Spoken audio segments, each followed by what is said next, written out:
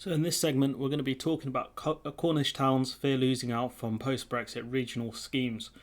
So I found a lot of interesting stuff in this article and a couple of other pieces. So there's a lot to talk about here.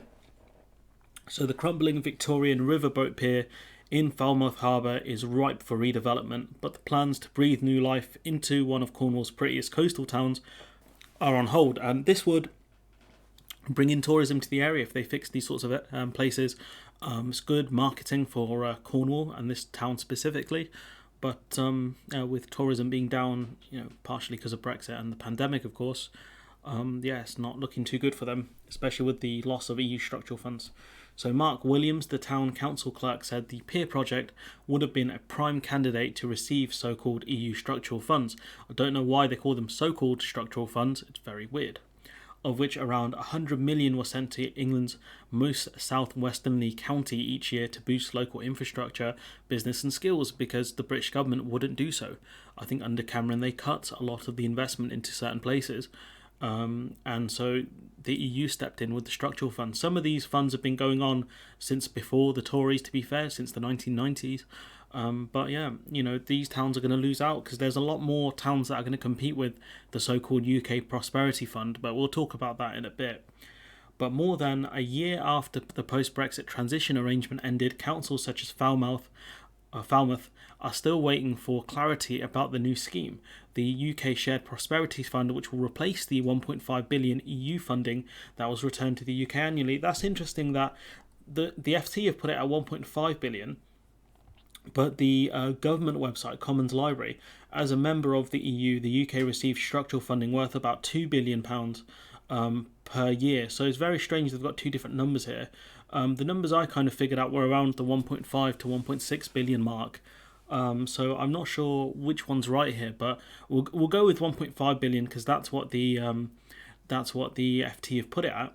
The Prosperity Fund is due to be launched next month, so it's already late by 3 months really, at the start of the year. The government promises it will, over time, match the EU funds but be less bureaucratic and better targeted and be used to build pride in place and increase life chances in the UK. But the issue, as the article points out, is pork barrel politics. Where will this money actually go to? Will it go to the areas that need it, or areas that are typically swing seats where Labour can win, and so you can put money into these places to keep them sweet, also to help ministers out as well to win more support in their constituencies, as we've seen with a certain minister whose constituency received a lot more money than it should have done. I think it was the housing minister whose constituency received money when it shouldn't have done. It should have gone to a more needing constituency, which was not his. Looking at you, Robert. But a detailed prospectus has yet to be published, to the evident frustration of Williams as he gestures down to the pier rotting concrete piles. And the thing with infrastructure is the longer you leave it, the worse it will get and the more chance of things crumbling are, which makes it more expensive. He says, our frustration is that if we were under the old EU model, we feel pretty confident that we would have had spades in the ground now on these projects. So essentially the all the funds would be put in place, construction would have started by now, but the government haven't actually started on this stuff. He said the government keeps promising we won't lose out from Brexit, and yet we still don't know what's going on with this new fund, so it hasn't even been allocated. This project would have been started by now, which is sad because, as we enter the summer months, we're coming into spring now. If this stuff isn't started by the summer, once it starts in the autumn, it'll take way longer to finish because of all the rain, because England. The exacerbation in Falmouth is echoed across the UK local government as authorities wait to learn how much money they will receive and the rules for how they can spend it. Whitehall Insider said further information will be revealed around the Chancellor's springtime statement, March 23rd, so it's about now-ish. So I'll keep an eye out for that. But that horse trading is continuing over the allocation of the new fund, which will be 2.6 billion during the next 3 years. And obviously 2.6 billion over 3 years is less than 5 billion a year or 2 billion a year, depending on whose figures you look at. The government promised 400 million this year, 700 million in 23-24, and 1.5 billion in 24-24. It must be a typo there, maybe 24-25. But the thing you've got to look at is 24, end of 24, there will have to be a general election. So potentially there could be a new chancellor if Boris Johnson loses, or if he's not Conservative leader. And so they'll put in their own promises, and they might not keep the structural funds in place.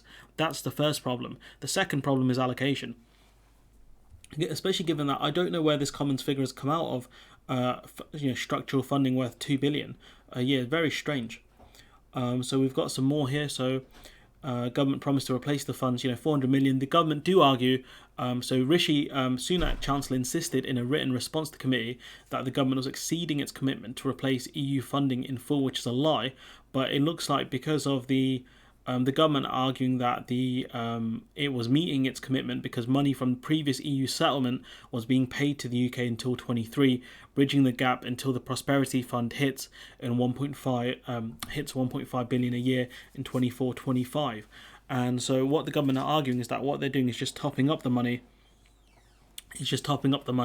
Until the EU structural fund money runs out, which I wouldn't believe the government at all. But even if they are telling the truth, their allocation is another problem. Last month, the House of Commons Treasury Select Committee said this commitment represented a 40% cut to EU spending. But, Rishi sent back to them in writing, which is really weird. He sent a written response. He didn't actually go there. Lying to select committees is a crime, but I don't know why they didn't drag him in front of them and ask him questions. Maybe when it comes to written responses, you can't respond as quickly, so it kind of saves Rishi some time.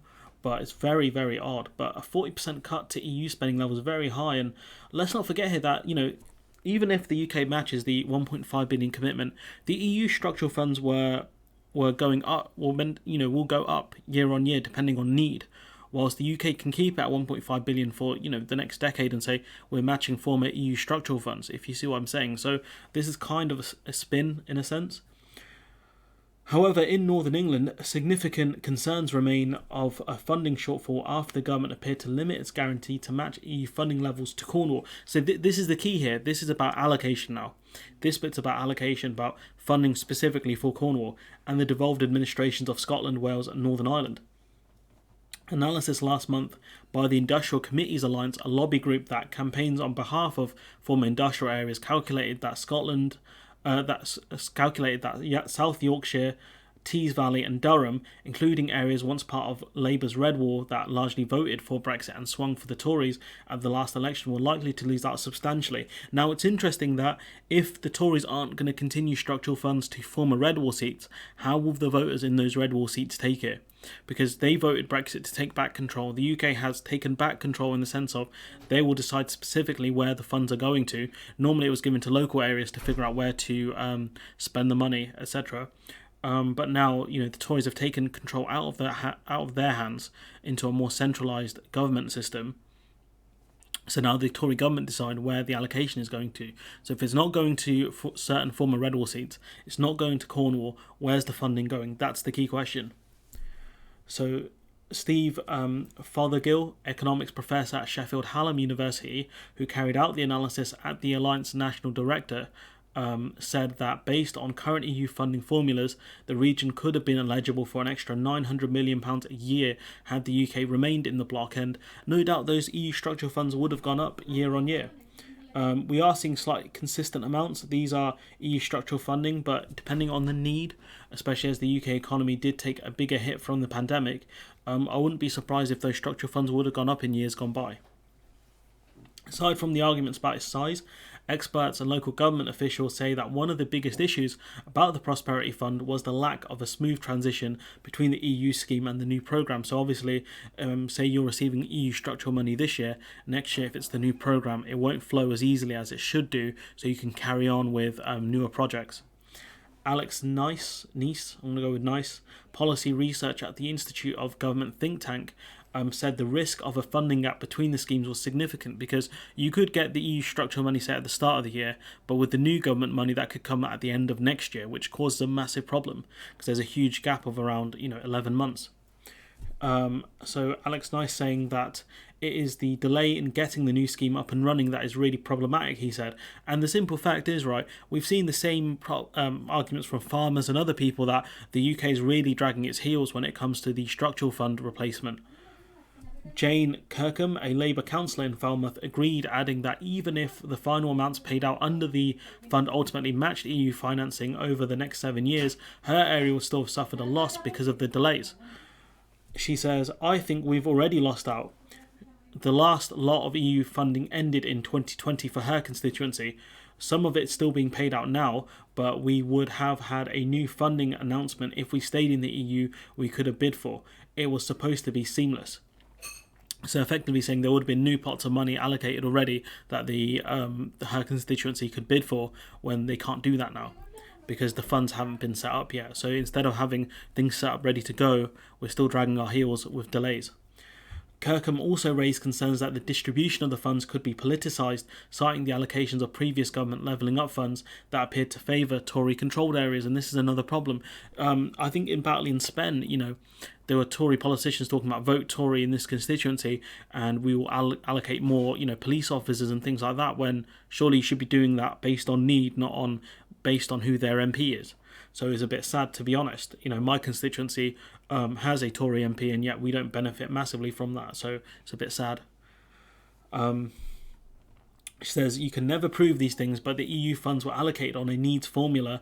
But so far, if the other funds are anything to go by, it seems inevitable the funds will be politicised. And to be fair, you can kind of prove it because we know the EU formula is on a needs basis. So you could look at which constituencies were formerly funded by the EU and look at which constituencies are now receiving the funds, and then see, okay, where are you on the poverty list for constituencies? If you're not very high up on the list of need, it's probably for political reasons."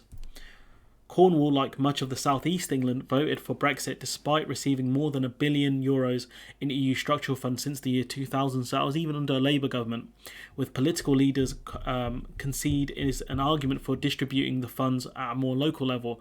So I think they were of the opinion that, oh yeah, we're going to keep the structural funds but be able to distribute them more better, which, okay, but you're not going to receive those funds. You're not going to receive the same amount anyways. You're going to receive less. So have fun allocating less. I think, I can't remember which one it was, where they received like 100 million or something like that a year, certain areas, and now they're going to receive like a tenth of that. I've covered it previously in another video a while ago, and at least they can allocate where that money's going now. That's great, but you have way less to allocate, so you've taken back control of much less than you had. However, Regional Development Chief in Cornwall also expressed concern that the distribution of the Prosperity Fund, which will be done via approximately 300 local authorities across the UK, rather than a regional level like the EU scheme, could result in less coherent regional development policy, because now you've added far more bureaucracy, 300 local authorities that are all competing with each other for money, and no doubt their political parties would be taken into account to allocate the money to. I wouldn't be surprised if Conservative councils were allocated more money than Labour ones. So they've added more bureaucracy into the mix, not less. You see, you got the European Development Fund marker here on the Cornwall. This thing, it looks like a bird and other species habitat. You got like all sorts of critters here. Some nice ones and some not so nice ones. You got a big hedgehog though. Richard Wilcox, chair of the Southwest Business Improvement District, a group seeking to drive local growth, said the new system could set back attempts to reach regional scale, like the Great Southwest campaign, which covered Cornwall, Devon, Somerset and Dorset. It feels like we're moving back to a local agenda, moving away from developing those regional aspirations, because if you set the targets regionally, it's less local, so you might not get the funding exactly to where you need it, but it's far less politicised and it's more of a general goal. You want to get, say, Cornwall, Devon, Somerset, Dorset. Say if you wanted a regional fund to improve the environment in those areas, for example, you might not get it exactly where you need the money to go. However, generally the money will go to the right places, whilst if Cornwall, Devon, Somerset and Dorset will have to compete with each other, it's far more difficult. They would have to set out their cases. I think the MP for Somerset is one of our favourite Victorians, Jacob Rees-Mogg, so he might get the say over somewhere else, like certain other MPs in Cornwall or Devon, for example. Steve Houghton, Labour leader of Barnsley Council in South Yorkshire, added that the Prosperity Fund's 3-year cycle is also likely to make it harder for local authorities to plan longer term. Him saying we had a 10-year programme, we don't know if we're going to get that with the Shared Prosperity Fund. And over 10 years, you can do a lot of good planning. If you want to get the environment up to a certain level in terms of cutting down pollution, a 10-year cycle is far better because you can tweak it year on year to reach the goals better on, rather than a 3-year cycle, which it's far harder to tweak things, and if you don't reach those goals, they can pull the funding way quicker. These, certain projects take a long time. They're always going to take a long time. That's why, certain, leaders like Stalin had things like 5-year plans. 5-year plans I think can be far more effective than 3-year ones, for example. You just need a good review process every year. The Department for Levelling Up Housing and Communities disagreed, saying it believed that councils were best placed to plan and deliver this funding with clear understanding of how to improve life chances of the communities they serve, which, depending on what kind of analytics they have, that might be the case. But again, you're asking different councils to compete with each other rather than doing it on a more regional basis. So then, even if you do so on a more regional basis, you can figure out specifically which areas need more help than others. It's not very hard to do and allocate the funds like that, rather than having them compete with each other. At Exeter University, Perrin campus, a gleaming EU-funded 100-acre facility outside Falmouth, there was trepidation over the fund's lack of clarity, but also optimism that it could be better targeted. Louise Osborne, the university's head of innovation, said timing around the Prosperity Fund was tight, but Dan Bloomsfield, project manager at TEVI, an EU-funded scheme to help small businesses, said this might spur everyone on to distribute funds more quickly. We have a chance to do something easier, quicker and cleaner, he said, when, the rest of this article doesn't paint that picture. Something easier, well, we know politics could be involved, so you might not get allocation to where you need it just because of politics. Quicker, the funds aren't even set up yet, so that's not going to be very helpful. And cleaner, there's going to be a lot more bureaucracy in the way and a lot more councils competing with each other for funding, rather than different regions, potentially 300 councils competing with each other. Wales will struggle, I think, because of the fact that Wales vote Labour, so the Tories don't really want to help them out. We've already talked previously about different constituencies being hit by these cuts, so it's very stupid, very naive, should I say, of these people to think otherwise, given the fact that we know the Tories' track record on funding, which is it typically goes to the constituencies of swing seats and Tory MPs and ministers rather than areas of need. That's why we've seen such rampant poverty over the last decade. That's typically how the Tories operate. You vote Tory, we're going to help you. You don't vote Tory, get lost. Anyways, I'm going to leave it there. Let me know what you think in the comments below. Like, comment, share, subscribe. Support the channel on Patreon if you can, and hopefully I'll see you in the next one.